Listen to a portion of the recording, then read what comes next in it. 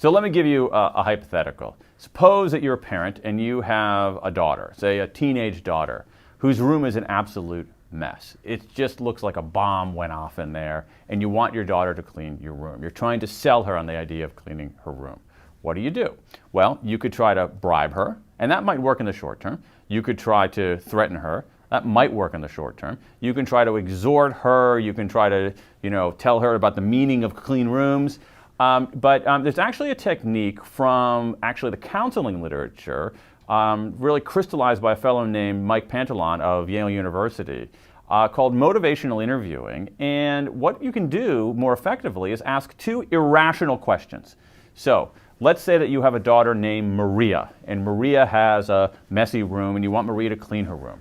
The two questions you could ask Maria are this. Maria, on a scale of 1 to 10, 1 meaning I'm not ready at all, 10 meaning I'm ready to do it right now, how ready are you, Maria, to clean your room?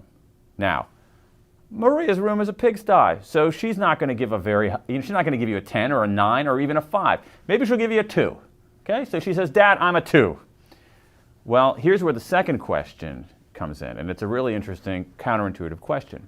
You say to Maria, okay, Maria, you're a 2. Why didn't you pick a lower number? Now, our instincts as parents is to say, as a parent of 3 kids, I have this instinct very strongly. If my kid were to say to me, I'm a 2, I would say, what? Why are you a 2? You should be a 9. But you say, why didn't you pick a lower number, Maria? So here's what happens. Maria has to explain why she isn't a 1. Okay?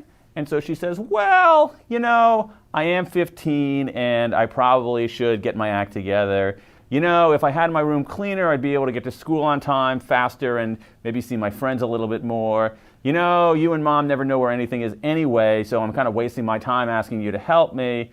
What happens? With that second question, why didn't you pick a lower number? Maria begins articulating her own reasons for doing something. And this is really axiomatic in sales and persuasion. When people have their own reasons for doing something, not yours, their own reasons for doing something, they believe those reasons more deeply and adhere to the behavior more strongly.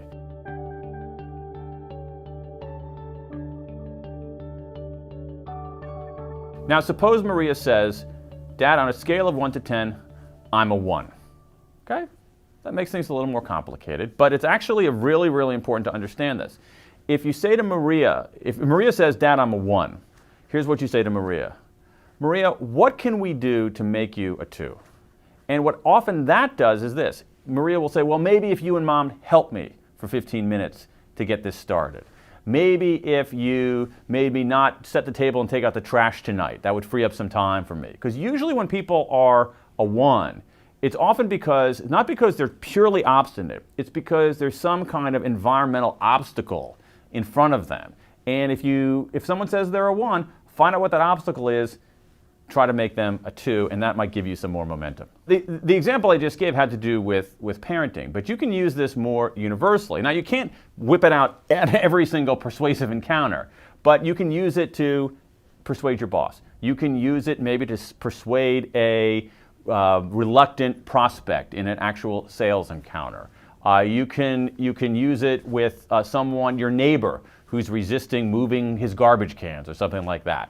The key here, and again, you got to go back to first principles here. The key here is that we tend to think that persuasion or motivation is something that one person does to another. And what the social science tells us very clearly is that it's really something that people do for themselves. And your job as a persuader, as a motivator, is to reset the context and surface people's own reasons for doing something, because it works a lot better.